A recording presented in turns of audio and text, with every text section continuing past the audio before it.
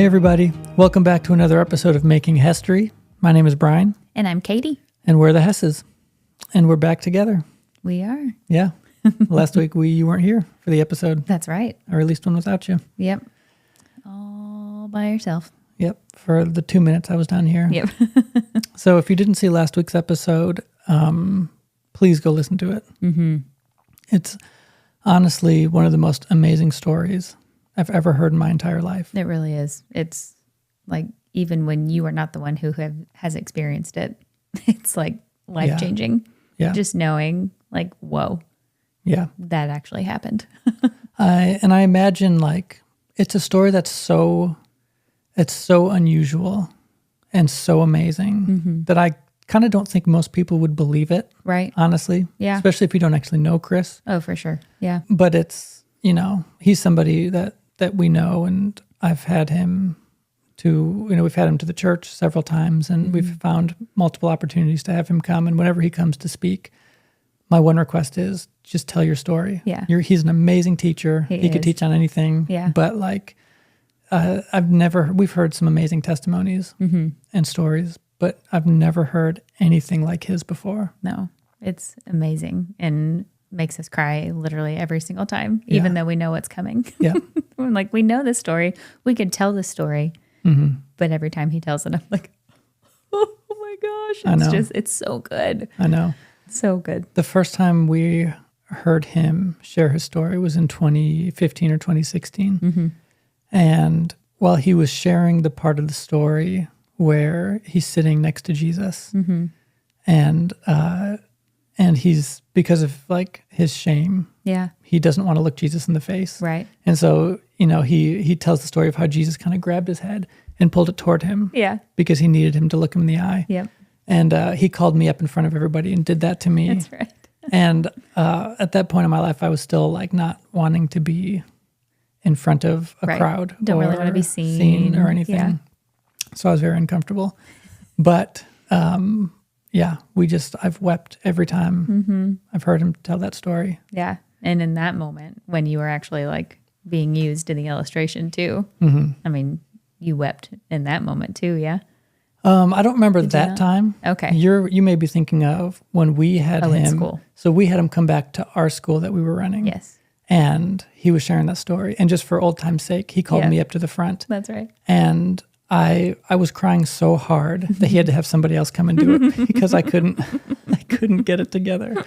I mean, I was like shaking, sobbing. I was crying so hard. Ugh. And so it's amazing. Yeah. So if you haven't listened to that episode, you've got to go hear it. Yes. It was an episode that I recorded several months ago for our church. And last week we were busy. Kids were sick. You had been sick. Yeah.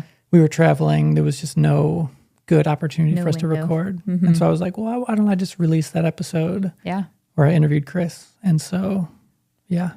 It is a pretty decent substitute episode. and currently a movie is being made about his story of his father, primarily his father, but also him. It's a story that's so good that a movie is being made about it as we speak. Yep. With like legitimate actors too, not just like we don't know too many details, right? But like it's not like somebody down the road from him like, hey, I'd love to make a movie like in my garage about this. It's like a real movie. Well, he told me, he said the producer I'm working with said that like he's not going to cut corners, and he's going to do whatever it takes to get like the money and the funding to make this movie what it deserves to be, because the story is so good. I'm so excited to see it. Yeah. It's so good. Yeah. So anyways, I had mentioned we traveled a little bit last week. One of our best friends got married in Nashville. Woohoo! Yeah. That was so fun. Such a great wedding. Yeah, it was awesome. It was really like sweet, small ceremony that was just like really intimate, and just everything that made sense for the couple. It was perfect. It was perfect for them. Yeah. Yeah. Yep. So that was fun. We got to see some old friends and some people we've kind of kept up with, but just don't get to see very often. So that was fun. Yeah. It's always fun reconnecting with people, especially those, like that group of people. I feel like that was such an instrumental time in our lives that the people there will always hold like a really special place in my heart. Right. Of like, wow, you actually, like, I felt like they were a group, like overall, obviously more specific people, but overall a group of people that like really restored the idea of friendship and the reality of friendship for me, especially. And I was like, oh, okay, we can have like good, deep connection friends. Yeah, because we went for a while without really having any. Yeah. Like we had friends, but I think for a while we felt like we didn't have like our people. Yeah. It was that after college kind of like lull where like a lot of people moved away. Yeah. We stayed. The people who stayed also we weren't really close with. Yeah. And so we got married, and then that changes dynamics too, because not all our friends were married. Yep. So yeah. Yeah. So good weekend. It was an amazing weekend. Mm-hmm. All right. So the last episode we did together, we had kind of mentioned that we were going to keep talking about the mind specifically. So we've been talking about the gospel. We've been talking about how there's this thing in people everywhere that people often want to change, and they recognize that their behavior is not always super desirable. Right. And often as parents, we assume that the undesirable behavior we see in our kids is the problem, and that all of our effort needs to go in changing them and changing their behavior. Right. And it's all very externally focused.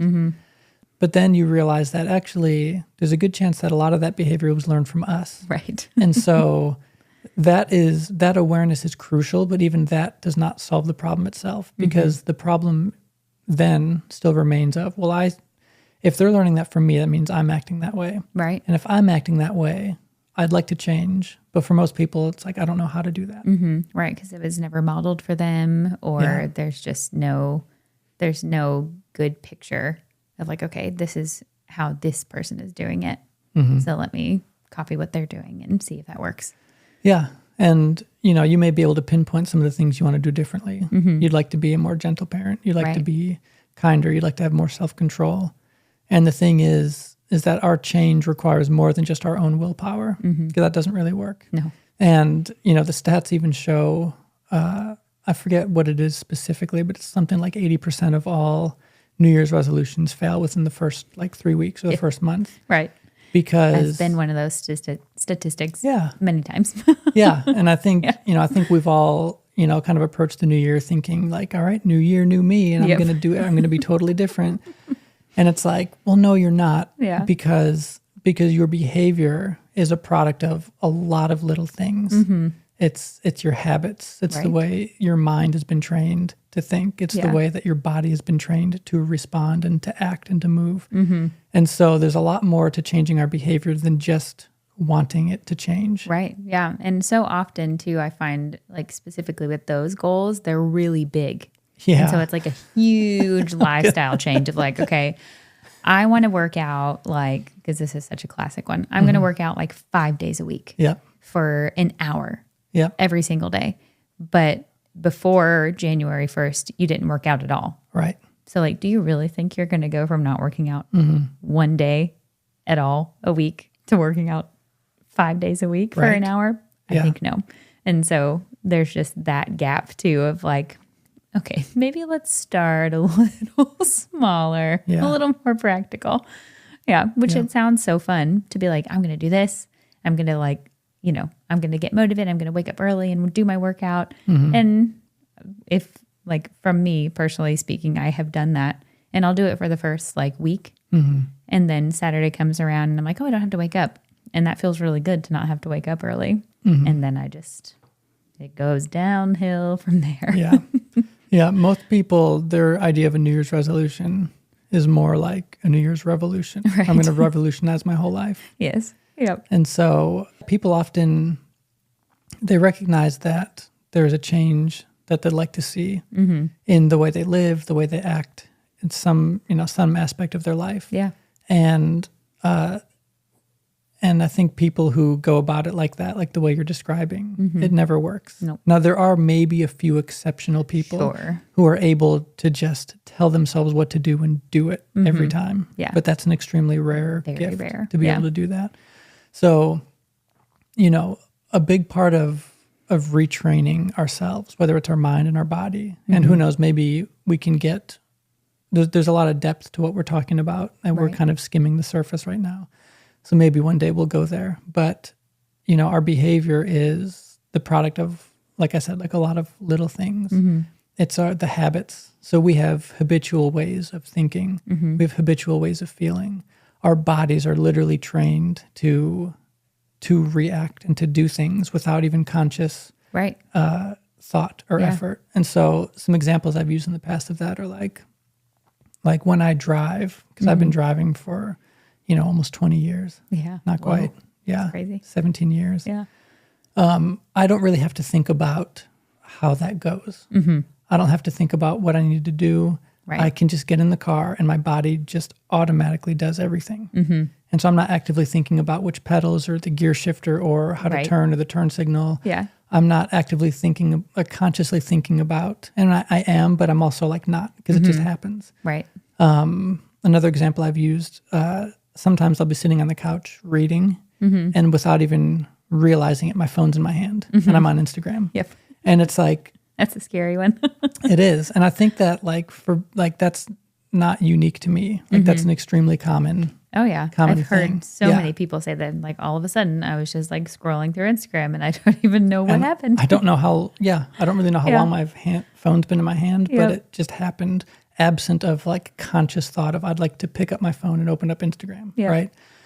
So our behavior is the product of all these little habits and cycles and patterns of ways that we've been trained to do things. Yep. And I think we've talked a bit about this, but like we've, even in the church, have largely been discipled by the world, and we've been assimilated to the ways of the world. And so we are very busy, we're very distracted, and we are allowing these different parts of us to be trained by worldly values and worldly ways. And then all of a sudden we are confronted with the reality that we're not acting the way we'd like to be acting. Yeah. We're not maybe even like practicing Christianity the way we'd like to be practicing it.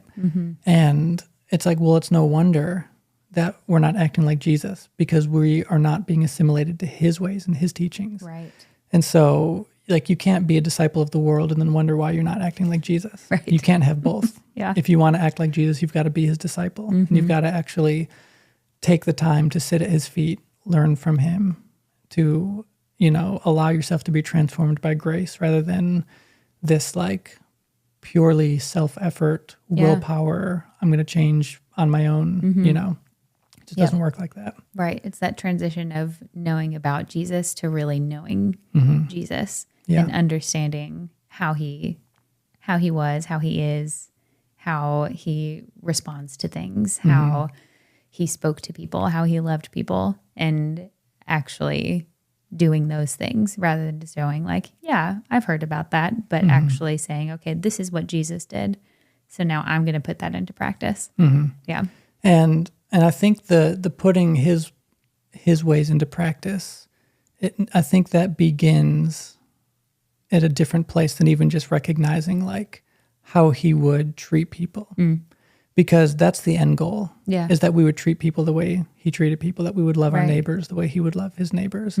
But practicing the ways of Jesus begins with understanding what kind of like habits did he create that allowed for the behavior that he exhibited to naturally come. Yeah. Because like, I don't want to be the person who says, well, Jesus was patient, so I'm just going to be patient. Right. It's like if the content of my heart and my mind doesn't allow for patience, I'm not going to be able to just say, oh, I'm going to be patient today. Right. Yeah. Right. And but that's where so many people are caught up of saying like, I want to be more patient with my kids. Yes. I want to be more loving. I want to be more attentive.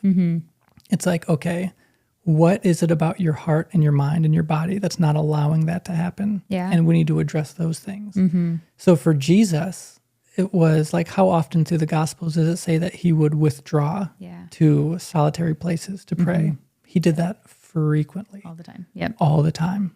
Because he recognized that if he was going to maintain an ability to love everybody the way he did, he had to tend to his heart. Yeah. He needed to tend to his mind. He had to tend to his body. Yeah. And create habits within them and train them in such a way that they allowed him to have the capacity to be the way he was. And we could talk about all of those differently, not on this episode, of course, because Right. holy cow, it's a lot. But let's talk a little bit about the mind today, because I think that the mind is one of the most important things that we need to address in our transformation. Right. Yeah. It's very important and also very easily swayed. Yeah. Our mind is. Yeah. Yep. It's a tricky one. It is. It is, because everything in the world is competing with Jesus Yep. for not just a position of lordship, but for the position of influence of how we think, Right. the influence of how we feel. Yep. He'd love to have that influence, but he doesn't get it unless we give it to him. Right. Yeah. He's not going to force us into you have to pay attention to me. And often we think that with our kids, but our approach maybe isn't always so gracious. Not quite as gentle. Right. So I'd asked you if you would share a little bit, because recently, and this is not something that's unique to you, but one of the things that we're all going to have to address is the reality that our mind is being fought over. Yeah. Right? Like I said, Jesus would love to have that influence, Yeah. to be the one teaching us how to think and teaching us how to feel and how to address our thoughts and our feelings. But the world is also very adamant and is much more aggressive, I think, about that. Absolutely. Yeah. It's way louder. Yeah. And way more like just, I don't want to say attention grabbing, because of course the Lord is that as well, but it's right in front of your face. And it's also like with the phone thing, like you said, Yeah. if we pick up our phones, it's all in there. Like, sure, there's Jesus content in there too, but it's very much so loudly the world. Yeah. But the world is distracting and it's hurried, and it's causing our attention to be split. And the less attention we give to Jesus, the less he is able to teach us and to train us. Right. So you've had recently a little bit of just sort of a battle, I guess, of the mind. Would you share a little bit about that? Yeah. So it's been a couple months, I guess, of a process. And at first, which I feel like this is a very common thing, that it's kind of sneaky.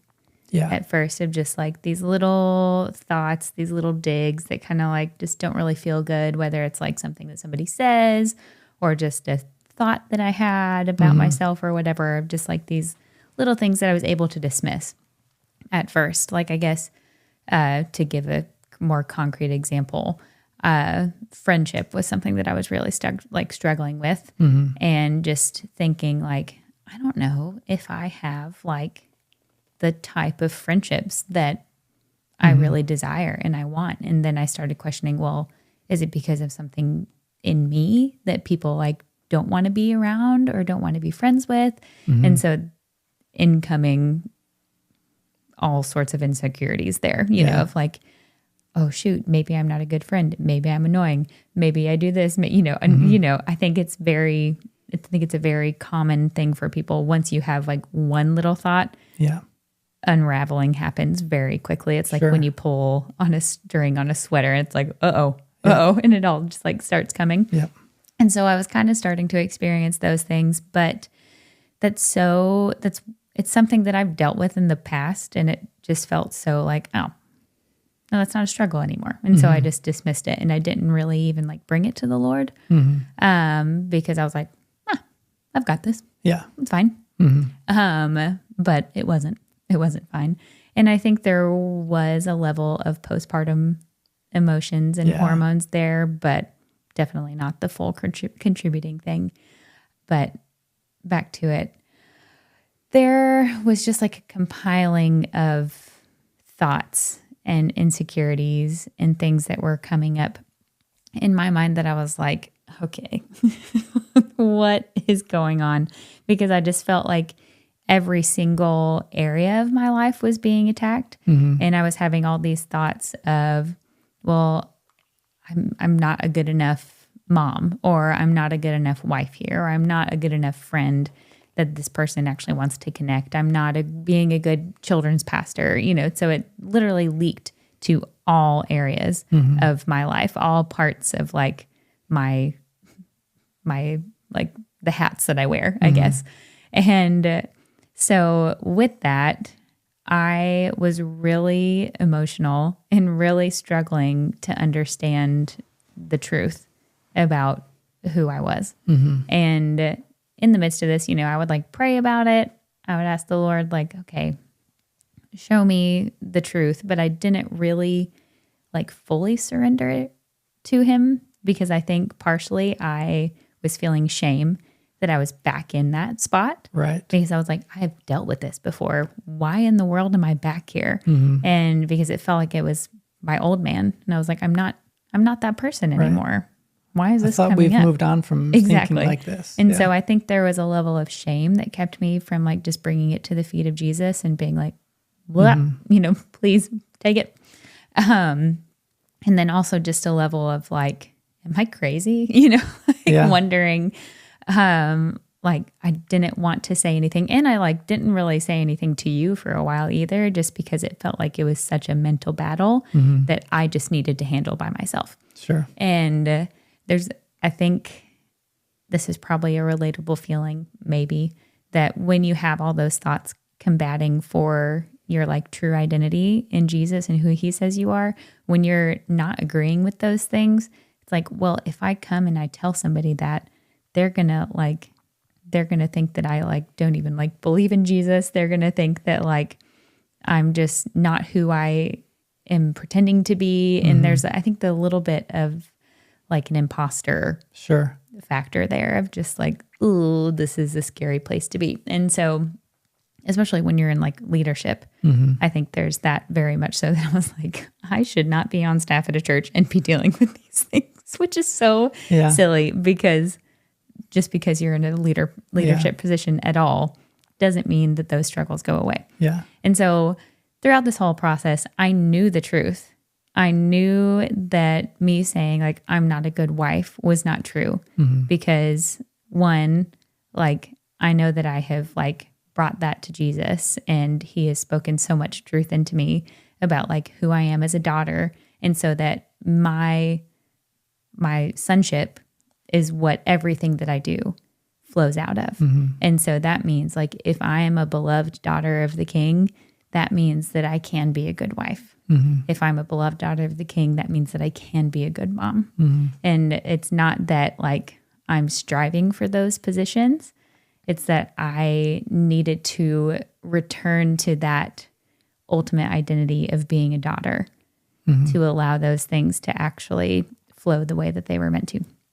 And so, yeah, it was just a battle or it has been a battle. I won't say that I'm like fully even through it yet, because there's still moments where I'm like, okay, apparently we're not all the way done. But it's been a battle of knowing the truth and having those truths in my heart, but actually recognizing that my mind is believing something else in the moment. And so it's just been a time of kind of reconfiguring all those truths again, and having to go back through the list of like, okay, right now I'm believing that I'm not a good wife. Who do you say that I am, Lord? And even like coming to you, like I didn't want it to be just from you. And so I think we had this conversation that I was like, I am not saying this to put the responsibility on you to change my belief, because that might help temporarily, but then I'm going to be right back to square one if I just solely rely on you speaking truth into my life. That's a great help. That is something that I think all husbands should do for their wives, is to edify them and build them up. And same thing for wives to their husbands. But if I relied solely on you for that, that would be a really like shaky foundation to base the truth of my identity off of. And so compared to Jesus. Yeah. Right. So what I have been in the process of doing is returning to Jesus and letting him redirect those thoughts and letting him replace those lies and giving me the truths again, even though I was like, I know the truths, but facing the fact that I was not believing those truths in the moment. Right. So, and that's an important distinction to make. And really, I think probably helpful for you to be able to say, like, I know that this isn't true, but at the same time, I'm feeling as though it is true. yeah. And so, you know, like, of course, like, you're an amazing mom, you're an amazing wife, you're an amazing kids pastor, you're an amazing friend, you know, everything you're doing is incredible.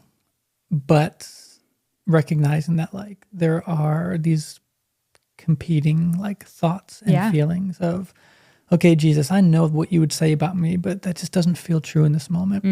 And so I think for that, you know, on that front, I'll say that that's one of the reasons that we need to be pursuing truth. Yeah. In the form of God's word, in the form of just sitting and praying and dialoguing with the Lord. Because if we don't understand truth from his perspective, we will run the risk of creating alternate truths. Right. Yeah. And the thing is, like, if you didn't have that foundation of truth against which you could weigh what you were feeling, then you may have been way more likely to just accept what you were feeling as ultimate truth. Right. Yeah. Yeah. Because in the past, like before I learned the truth about who God says I am, those things were just my, that was it. That was reality. That was my reality. And so I was like, well, this must be true because this is what I'm feeling. Right. And so why would I even question this? You know, of course, I think there were things in my mind of like, well, surely this can't be it. You know, surely life is better than this. If Jesus died for me, you know, like it must be different. But I had no way, I had no like practical steps to take to get to the actual truth, because what I felt like what I was in and living was the actual truth. And so I didn't even really question it. Yeah. Until it was brought to my attention that, hey, actually, Jesus really loves you and he thinks you're great. You know, he doesn't think that you're a terrible person. Yeah.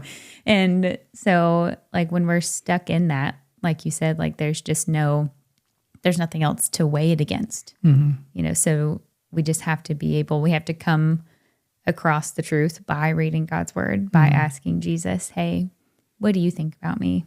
Right. What do you love about me? What do you say about this role in my life? What's the direction that you have for me to go from here? Yeah. And seeking him on everything, because without that, there's just, I hate to be like, there's no hope, but really, if we're looking to the world for our edification and to build us up, it's not going to happen. Right. Because there's always going to be, and this was one thing that actually, it feels so counterintuitive that this would be helpful, but I feel like I need to say it because I feel like somebody listening could actually use this in their life. I can't remember where I heard this. I don't know if it was when we were in school or what, but the source was credible. But they said, like, there's always going to be somebody who is like better looking than you. There's always going to be somebody who's smarter than you. There's always going to be somebody who is like better at whatever area of life you're in. And at first I was like, ugh, you know, like, yuck. But then they said, but there's nobody who's going to do those things the way that you do them. And the way that the Lord has like gifted you to do these things. There's never going to be anybody that is a mom like me. To our kids. Yeah. And there's never going to be anybody who, you know, you can apply that to every area of life. And that was so encouraging to me, knowing that like there's always going to be somebody better, because immediately that takes out the desire to compare for me personally, at least, because I was like, well, there's always going to be somebody better. So I'm not even going to try to weigh myself against this person. I'm just going to try to do the best, or to the best of my ability, I'm going to live how Jesus has gifted me personally. I'm going to live this area of my life out. Rather than saying, I want to be like that person. I want to be a mom like this person is. Saying, I want to be a mom like Katie is supposed to be in the fullness of what the Lord has placed inside me.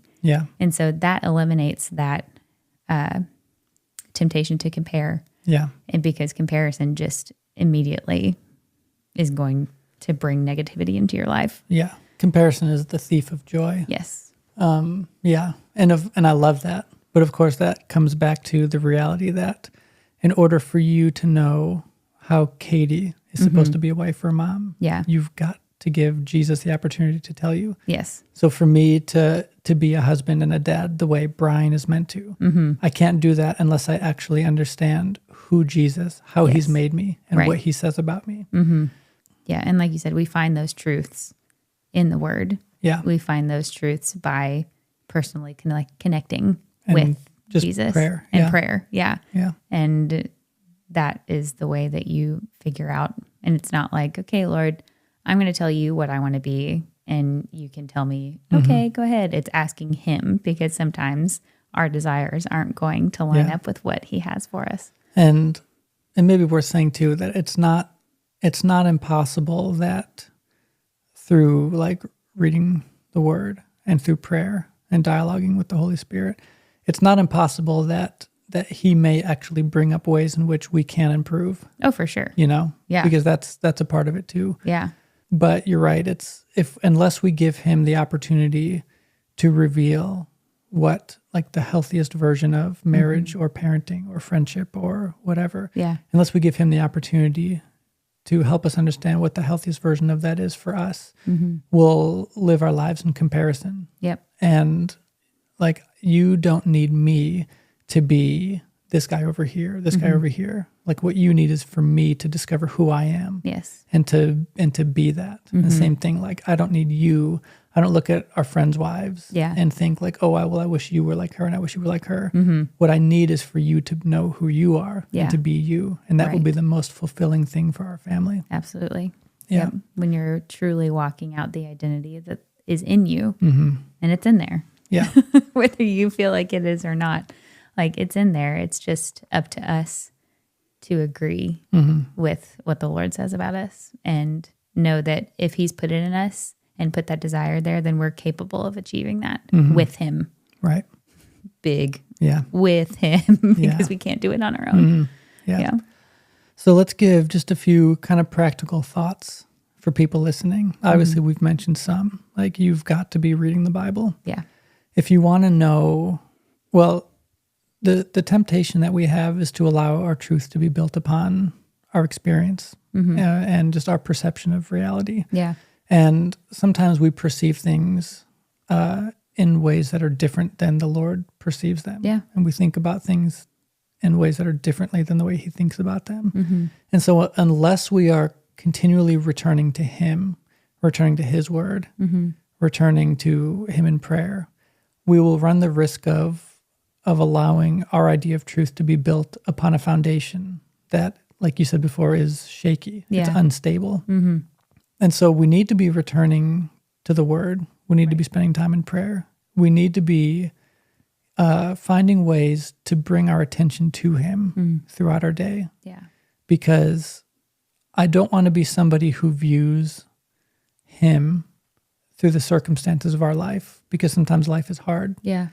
And if we're facing a really difficult time in life, something hard, something painful, if I'm viewing him through the lens of that circumstance, then I will likely conclude that he must not be good because life doesn't feel good right now. Yeah, that's... But the more we will practice bringing our attention back to him and allowing him to be the center of our focus, the easier it will be for us to view our lives and our circumstances through the lens of who he is. And so that way, when life does get hard, when painful things happen, when we experience these battles of our mind, we are able to conclude, well, this must not be the best it can be because I'm viewing this through an understanding of who he is. And he's so good. Right. And he loves me so much. And he's so faithful. So I want to view my life through the lens of who he is, and allow the way I think about life and think about circumstances to be built upon the truth and reality of who he is and what he says. Yeah, absolutely. And know that, like, if you're in a time like I described, you know, of just being in the midst of the battle, and it's like this, like, it really sucks in the middle of it. It's like, this is not fun, but knowing his character, knowing the truth about who he is, gives, like, to put it plainly, a light at the end of the tunnel. You know that like that is not the end. You're not finished here. This isn't what the rest of your life looks like. This is just a little bump in the road on the continuous, journey that is life, of where it doesn't look perfect. Right. But I have complete faith and hope that like on the other end of this, that I'm going to be even more solid in my identity as long as I keep returning to him, as long as I keep returning my focus to him if I allow it to go off again. And what you were saying before, just like allowing him to be the filter of which we see our situations. I think that also is aided by really not treating him as a doctor when we're just in bad situations.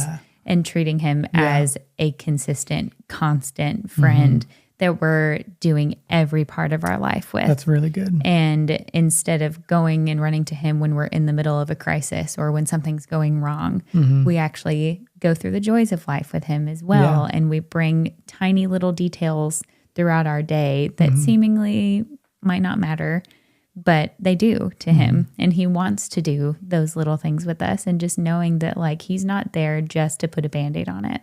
He's there to walk through it with us. He's there to walk through the joyous times with us. And knowing that like, he is a friend and a companion and our Lord that we can look to and go through every piece of our life with. Right. And I think, I love that so much, because I think it's really easy to just look to God when things get really hard and when life hurts, and to wonder like, why, if you're so good, why is this happening? Or to start accusing him of being the source of your pain, the source of, the difficulty. When in reality, just like you said, if we can make a practice of bringing our attention to him all throughout our day, every single day, on the good days as well as the bad days, we'll get accustomed to viewing him through the reality of how he actually is. Not just the assumptions that we build about him, especially the assumptions that are often built when we just look to him at the heart during hard times. But when we will allow ourselves to see him for who he really is in the good times and in the bad times, you're right, that will help us to create just these patterns and these habits of thinking about life through the understanding that he's good, he's faithful, he loves me. And if something is not good, this isn't the end. Because he's the God who works all things for good. And that practically doesn't have to look like it did in Scripture, where Jesus withdrew and went to be alone for, however long. It can look like literally taking 1 minute in the middle of your day, just be like, thank you, Jesus, and just acknowledging him and knowing that he's there. And because I feel like when you say like, when we say like you return to Jesus, return your focus to Jesus throughout your day, that can feel really daunting if you don't know just the simplicity that a relationship with Jesus can be, of just literally just including him and acknowledging that he is with you through every step of your day. Like with Nora, just a quick practical example with school, I've started like praying with her every day before we even open a book. And just saying, Lord, like be with us while we do our school. Help us to be patient with each other. Help us to learn as much as we can in the short amount of time that we have, and just setting that precedent of like, let's do this with Jesus, because if we're going to do it by ourselves, we're probably going to get frustrated. And, we still have times of getting frustrated, but it's easier for both of us, or it's become easier for both of us to really like push through those like tougher moments in homeschooling. To having that foundation of like, of prayer, of inviting the Holy Spirit, inviting the Lord in that with us. You're right. And it doesn't always have to look like dropping everything you're doing and sitting alone on a mountain somewhere, which there is a place for, like the practice of silence and solitude. Oh, for sure. There is do that when you can. Find times. And like something I'm working on is becoming more of a morning person, because I don't like the mornings. I like the nights. But then by the end of the day, like you and I are tired and we just want to hang out. Right. And so like that's not my prime time, for like silence and solitude and prayer. And so I just knowing myself, I know that happens best in the morning. It's just a matter of like getting myself up early. Right. But for the sake of just sitting in total silence and solitude. And sometimes that looks like reading the Bible. Sometimes it looks like just sitting and just contemplating, the Lord, or dialoguing with him, or interceding, or, it could take many forms. Yep. So there is a place for that. Yep. But you're right. There's a practicality to just throughout your day, whatever you're doing. If you're making lunch, if you're in the shower, if you're driving somewhere, if you're cutting your grass, anything you're doing, you can have these moments of just turning your attention back to Jesus and just recognizing him, recognizing his presence with you, recognizing his goodness. Yep. And that, training our mind to do that is one very small and very powerful way that we can start reshaping our minds. Mm-hmm. And I was shocked whenever like I started being more intentional about like really doing that. It's amazing how much it transforms your day. Yeah. Like you wouldn't think that just being like, hey, Jesus, wouldn't really do anything, but it does. Yep. So if you're in a place where like this has not been a practice of yours, you're fine. First of all, nobody's mad at you. Well, I feel like I need to like just take a moment to remove any shame if you're feeling that in this moment of like, oh, I've never really thought about doing that, because neither did I until I did. Yeah. And just give yourself space to, practice it. And that's all. That's what it takes. You have to start small and build up from there. Yeah. I'll end with this thought. There's a pastor, there's several pastors who we like, who are kind of in the, I guess you could say, the spiritual river of like spiritual formation. Yeah. And so one of the big guys, and he's not alive anymore, but Dallas Willard was kind of one of the pioneers of this thought. And since then there have been lots of like people that whether he would have called them his spiritual sons or just people he mentored, and that's kind of been spreading with guys like John Ortberg and Richard Foster, and now there's like a John Mark Comer, John Tyson, Tyler Staton, Pete Scazzaro, Rich Velotis. There are all these guys that are doing really good work in this vein. But Rich Velotis, I heard him say one time in an interview, he said people often will beat themselves up if you're trying to spend some time in prayer, but your mind is just wandering. It's wandering. It's wandering. If you're praying for 10 minutes, your mind might wander 50 times. Right. And that can feel frustrating, because that still happens to me, where I'll be sitting in the morning trying to pray, and all of a sudden I'm just thinking about my day, or I'm thinking about something totally random. Or I walk in and I completely interrupt everything. So, but he said, it was just one of the most encouraging things I've heard in a long time. He said, rather than like taking on shame from feeling like a failure, that you can't even sit and pray focused for 10 minutes. He said, rather than beating yourself up for that, why don't you consider that an amazing opportunity during that 10 minutes or during that whatever period of time? If your mind wanders away 50 times, consider that 50 opportunities to turn your attention back to Jesus. Ooh. And it's just a totally different way to look at it. Oh, and that's now, so good. all of a sudden in the morning, when I'd find my mind wandering, rather than like being annoyed with myself for not being able to just stay focused for more than a couple minutes, I consider an opportunity to just bring my attention back to him. That's so good. Yeah. And it's just such a small mindset shift that makes that moment look completely different. Yeah. And is so much more honoring to the Lord too. That like, hey, you're worth it. I'm coming back. Yeah. I'm not going to let this rabbit trail take over. Yeah. Yeah. All right. Good. Cool. That's good for this episode, I think. All right. Great. All right. Well, for everybody who watched and who listened, thank you, and we appreciate you all. And once again, my name is Brian. And I'm Katie. And we're making history. We'll see you next time.